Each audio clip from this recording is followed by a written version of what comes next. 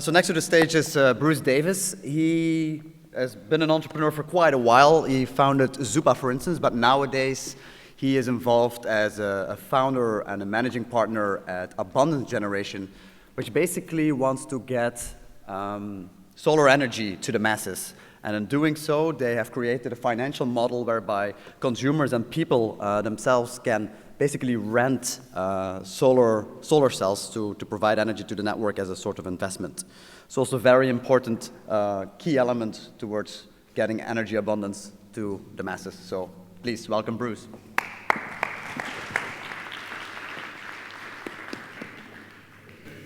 My name is Bruce Davis, Managing Director of Abundance, or Abundance Generation. We generally, as head of marketing, I change the name as often as I can. So we're a crowdfunding company. We were the first regulated crowdfunding company in the world. And we had a very simple goal when we set up, which was to solve a problem. And the problem was that people's money was in the wrong place and pretty much largely doing the wrong stuff. And the only way you were going to move that money into somewhere where it was doing something useful was to change the system by which people, the crowd, were able to choose what that money did. And I guess going back to Zopa, I mean, I'm not a banker, I'm not a financier, I'm an anthropologist. Previous to that, I was a classicist. I studied money. I studied money in ancient Athens. And actually in Cambridge, there's a guy here, Dr. Millett, who wrote an extremely dense book that's worth not reading, but getting the précis. And the précis is this, that the way we run money now is not the way we've always run money. The way we run money now, through banks, complex financial institutions, global financial systems, is a relatively new invention. As 2008 showed, it had a sort of fatal flaw in the operating system. It's kind of Windows 95, I think. And it needed an upgrade. And the problem was that our response to the financial crisis was that IT response. You know, when you ring up IT and they go, have you tried turning it on and off again? And we did that. And so we're running on Windows 95, hoping it doesn't crash again. But we're putting more and more stuff on it, so guarantee it will crash. So the response really should have been, well, maybe we should use a different operating system.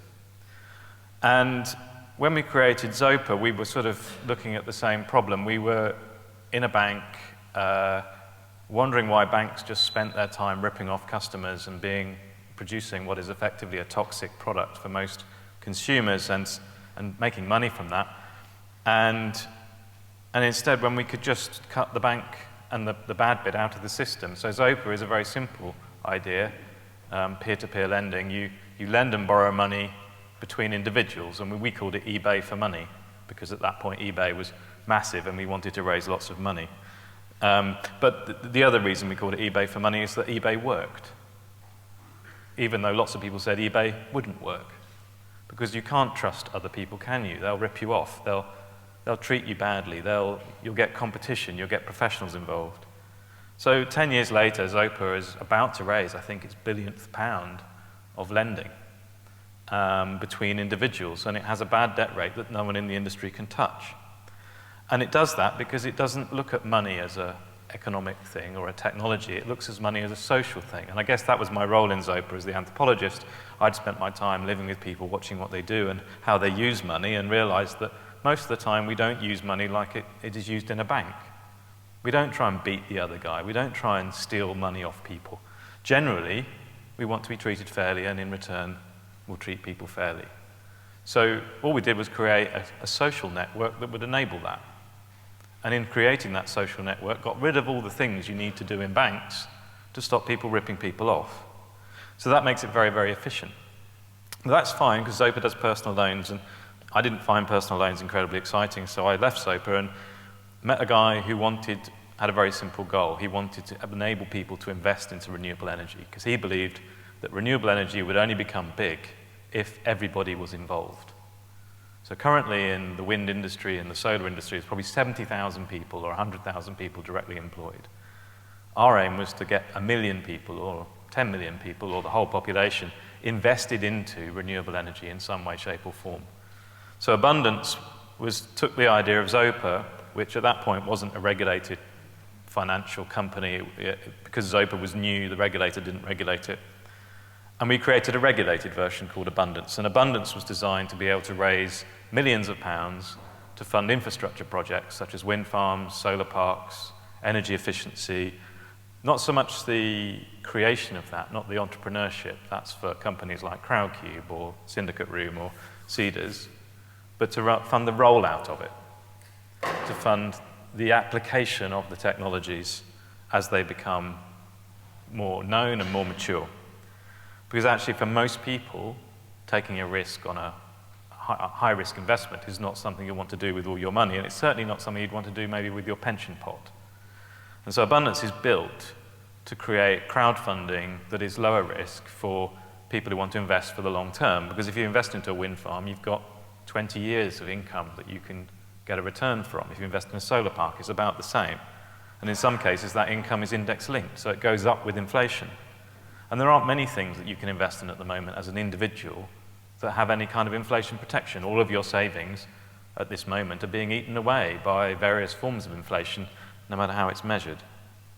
So where we've got to now is we've raised £10 million across 14 projects from nearly 2,000 people, which is all right, it's quite small at the moment, but we want to try and grow that. So we've started sort of taking the message on a bit further, and I think this is important when you're thinking about how are we going to get people to this idea that even abundance can be created. Because I think what the election showed is at the moment we all seem to be believing that the world is a pretty bad place, so we should vote for some pretty bad people to protect us from it. And I think what we're trying to say is, well, actually, that the future is sort of in your hands because it's your money that's going to create that future. And the more you kind of divorce responsibility for your money or give it over to other people, the more you are to blame when that future goes wrong. And so we put a big pink box. If you can imagine a sea container, they're about 40 feet long, 9.5 feet high. And we put it in the middle of Canary Wharf as you come up the tube, because we thought, well, and on that sea container, which was painted bright pink, pink is the color of abundance, hence why I'm wearing pink, was written the word consequences. And underneath was possibly the least used word in the investment world. Because what we wanted people to know is that what they were doing in their daily lives, whether or not they were a banker or a financier, or they were the IT guy in the back room, what they did had consequences. What that money that they saw flowing around at the center of the global financial system, what that money has is consequences, because it's only money, it's only got value if it produces some form of activity at the other end. And if that activity that it's producing at the other end is negative for the environment and negative for the planet, that is a bad thing. You can justify it all you like in terms of profit, i.e. the thing that flows back must be positive, but if what it's doing is bad, then I'm afraid those profits are bad. So we're quite direct about that, and we're quite direct about it because we get a bit frustrated. We get frustrated because there's some really good things you can invest into in terms of renewable energy. You can invest and get a return on energy efficiency. Most of these new forms of decentralized technologies are very suitable, actually, for small investors to get involved because they're incremental in small stages. You can roll them out in small tranches.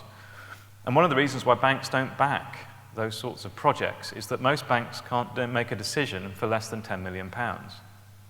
Because in order to make a decision for anything less than £10 million, I still need the same expensive people that I use to make £10 million decisions. So most banks can't make a decision below 1 million.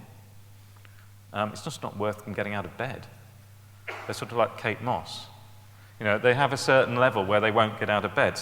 So we're cheaper than Kate Moss, so we get out of bed for £1 million.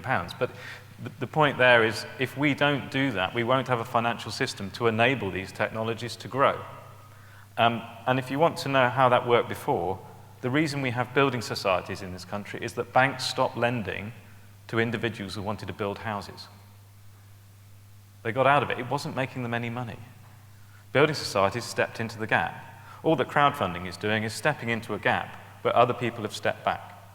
And unless we, as individuals, participate in that, when the things don't happen that we think need to happen to create sustainability and abundance, it will be that our money wasn't there to do it.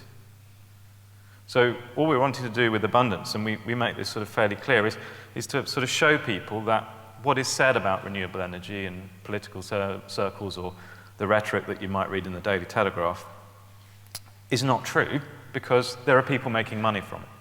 Now, the UK is the Saudi Arabia of wind. For us not to develop wind technology is like Saudi Arabia saying, you know what, we're going to keep this oil in the ground. It's messy, it upsets rich people, let's just leave it, because we're better off without exploiting it. And I think if more people looked at what their money was doing and what it is producing, and thought about how they could redirect that into other places, then we wouldn't be having this debate about whether the most economic form of renewable energy we have at the moment should be halted, as if that was a thing. And the economic statements being put around that it will save us millions of pounds would not be being made. But I think the core of that in terms of our mission then is to say, look, we want to work with people who want to roll out these technologies. We want to help fund their businesses through the crowd in a way which is low risk to the crowd and helps those businesses build incrementally. Because from our perspective, although we want to see big bang ideas, we want to see people who make breakthroughs, and we want to see those ideas get funded by people who've got similar vision. 99% of people are not visionary with their money. 99% of people want to save for their retirement. In my case, I've got 5 children. I'm saving for university education like mad. There's lots of things we want to create in the future for ourselves through our money, and we're not necessarily prepared to take a punt to do that. So what we're trying to do is using regulated crowdfunding, in our case, we lend money to these projects, but we do it in a way which creates a shared risk rather than just an interest rate. So you're getting a revenue from the effectiveness of those projects. We hope that we'll be able to take the technologies that prove themselves and grow them as quickly as possible, but do it in such a way that doesn't make the problem of energy somebody else's problem. The problem of energy, the future energy grid that we are going to have, is going to be spread out, decentralized, in your home, on your roof, in your community, in the field next to your house. And if you want to participate in that and you want to create it, the only thing that's not there at the moment to make it happen is money. We have the technologies. We have the people that want to construct the technologies. The money that would fund those technologies is doing something else. It's sat in a bank somewhere in your bank account. So I'm not saying move all of it, but if you thought about where that money was and what it's doing, and you think about an abundant future, and you look and see whether or not those two things are correlated. So the reason why, as Abundance, we do these big pink posters, and if you go to London on the tube at the moment, you will see we believe that for 1,500 point type is the only way to get a message across nowadays. I didn't even know that you could get 1,500 point type, but you can. Is to write that really, really big and then place it in front of people's faces. So what we're trying to do is to change how we think about energy and money by asking people to think about the consequences of what their money is doing right now, and not to feel that money is someone else's problem, that money is something that you don't have control over because someone told you that you can't make decisions for yourself. Because when you observe money as an anthropologist and you're observing it, we make incredibly complex financial decisions on a daily basis. We manage budgets that are just as complex as George Osborne's. And yet, we're told that we can't make decisions for ourselves when it comes to investment. Well, I can tell you now that actually the crowdfunding movement has proven that people are much better decision makers than banks. And as a group, you are much better decision makers than banks. So personally, it's not about trusting banks not to lose your money, although they're very good at that. It is about trusting yourselves to make a decision that fits with your own values and your own ethics. So there's a kind of binding kind of theme in this, just to really conclude, which is if you really want to see this change occur, it's got to be about more than ideas. It's not just about entrepreneurs. It is actually almost, they're not going to be the heroes. They're going to be your borrower. They're going to be the people that are going to fund your retirement. And we used to call, in ancient Athens, they used to have a different word for the word loan. They had two different types of loan. You had a loan that you gave to a stranger. That would be similar to the way we have now. Loan to a stranger, you charge an interest for that, 1% per month. That was regulated. And you charge them interest because there was a big culture of gifting, and people might have thought that 1,000 denarii you wanted to give them was a gift. And obviously, if you wanted to communicate that you wanted it back, then they had to make a payment. But loans to citizens, loans to your equals, to your peers, it was illegal to charge interest. They were called koinonia, they were called community. And the only obligation that you had on that loan was that in the future, if it was your crop that got knocked over by the hailstorm, your neighbor would lend back to you. So you created a peer network. You created a peer of obligations and citizen collective support through lending. And we've forgotten that. We've kind of allowed other people to make our lending decisions. So if we bring those decisions back down into the community again, then we have an opportunity to move our money into the places where it needs to be. And we have the technology. We have actually in the UK the best regulatory environment for crowdfunding and peer-to-peer lending in the world. So we can lead that challenge from here. We've got no excuse, actually. Thank you.